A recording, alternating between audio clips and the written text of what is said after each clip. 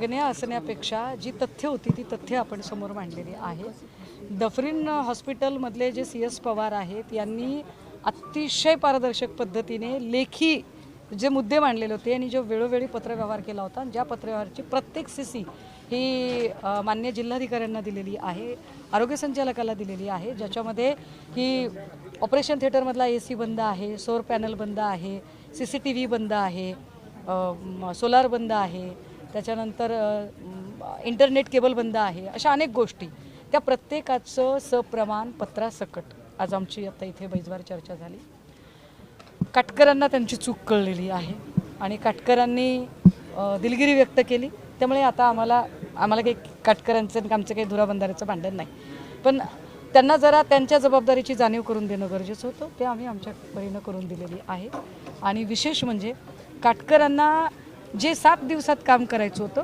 ते आम्ही 4 तासात केलेलं आहे आणि त्याचा प्रत्येक कागद जिल्हाधिकाऱ्यांनी आणि काटकरांनी स्वतः मागून घेतलेला आहे आणि तो सगळा बंच आम्ही त्यांच्या स्वाधीन केलेला आहे। याचं जे अल्टिमेट टार्गेट आहे की हे समजा केबल नाही, AC नाही, ऑपरेशन थिएटरमधला AC बंद आहे, फॅन बंद आहे, सोलार बंद आहे, मेंटेनन्स झालेलं नाही आणि ते का झालेलं नाही तर त्याला फंड उपलब्ध नव्हता। 9 कोटीचं 9.5 कोटीचा हा निधी होता दवाखान्याचा, पण तो दिला नाही। पालकमंत्री बावनकुळे यांनी DPDCतनं देणं होतं, त्यावर आम्ही आता कलेक्टर महोदयांना म्हटलं की जर तुम्ही हनुमानगडीला नवनीत राणाला 121 कोटी रुपये देता, 121 कोटी रुपये सरकार पक्षातल्या एका आमदाराला मिळतात, पण त्याच वेळेला रुग्णालयासाठी अत्यावश्यक सेवेसाठी तुम्ही 9 कोटी रुपये देत नाही, ही राज्यासाठी लांछनास्पद बाब आहे आणि ते त्यांनी समजून घेतले आणि त्यांनी असं म्हटलं की ठीक आहे आम्ही देतो, आमच्या तांत्रिक अडचणी आहेत।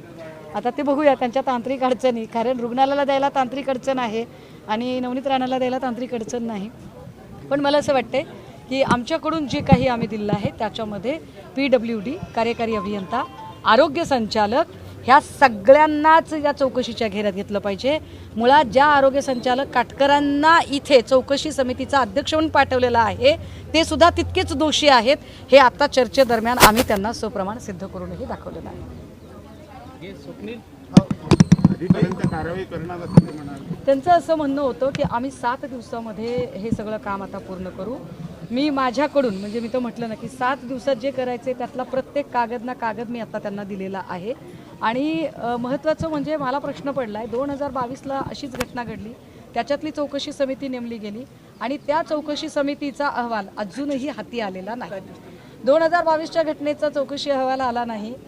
2 वर्षामध्ये 4 वर्षामध्ये जवळपास ती माणसं आता सांगतायत की आम्ही रॉबिनहूडसारखं 7 दिवसात देणार आहोत, तर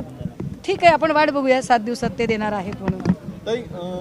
हुंदुखराच्या प्रकरणामध्ये रुपाली चाकणकरांचं नाव आलं होतं, त्यावेळेस तुम्ही प्रचंड टीका देखील वाद झाला। आता पुण्यामध्ये जर आपण पाहिलं तर रुपाली चाकणकरांनी नवीन हॉटेल सुरू केलेलं आहे, तुम्ही आज ट्विट देखील केलेलं आहे, कसं पाहताय? बघा कुणी कुठला व्यवसाय करावं, according to Indian constitution chapter 3 article 19 everyone has a right, प्रत्येकाला आपली ब्रेड बटर मिळवण्याचा अधिकार आहे, रोजीरोटी करण्याचा अधिकार आहे, कुणी कुठला व्यवसाय निवडावा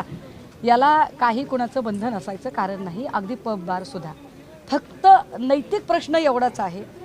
की ज्या बाईला महिला आयोगाची अध्यक्ष म्हणून बसवावं, जर त्याचं नाव जर त्या बारची मालकीन, आता मला माहीत नाही ती बारची मालकीन आहे की नाही ते, पण तीच बाई जर बारची मालकीन म्हणून जर नाव बातम्यांमध्ये येत असेल तर हे मात्र गंभीर आहे, कारण अशा पद्धतीने महिला आयोग म्हणजे सक्षमीकरण करणारा, म्हणजे आधी महिला लैंगिक शोषणात नाव आलेलं होतं आणि आता पब बार म्हणजे सगळी तरुणाई व्यसनाधीन करण्याचा धंदा, तर हे विधी म्हणजे ज्याला काय म्हणतात की इथिकली जी बाब आहे, नैतिक अनैतिक, ते त्यांनी करायचं का नाही ते ठरवावं, बाकी बाईंकडे नैतिक अनैतिक काही असायचं कारणच नाही। तरी नागपूर RTOमध्ये वसुलीचं रॅकेट सुरू करण्यासंबंधाची बैठक जी आहे ते झालेली आहे, या बैठकीचे फोटो आणि व्हिडिओ सुद्धा समोर आले। अधिवेशनामध्ये विजय वडेट्टीवारांनी योगेश खैरनार यांचं नाव घेतलं होतं, त्यांची सिंधुदुर्गमध्ये बदली झाली, या बैठकीला ते असल्याचंही सुद्धा कळतंय। या प्रकरणात SIT दाखल असताना अशा पद्धतीची बैठक होणं कसं? याच्यातले जे योगेश खैरनार आहेत ते माझ्या माहितीप्रमाणे सेवानिवृत्त, मात्र ते एक RTOची असोसिएशन चालवत होते आणि त्या असोसिएशनमध्ये अजून एक कोणीतरी दुसरा एक माणूस होता, त्याचं नाव वडेट्टीवारांनी ऑन फ्लोअर घेतलेलं होतं आणि त्या संबंधाने परिवहन मंत्री प्रताप सरनाईक यांनी सांगितलं होतं की आम्ही तात्काळ याची SIT बसवू. आता ती SIT बसवू म्हटल्यानंतर सुद्धा जर वसुली रॅकेटच्या अशा बेखौफ पद्धतीने जर बैठका चालत असतील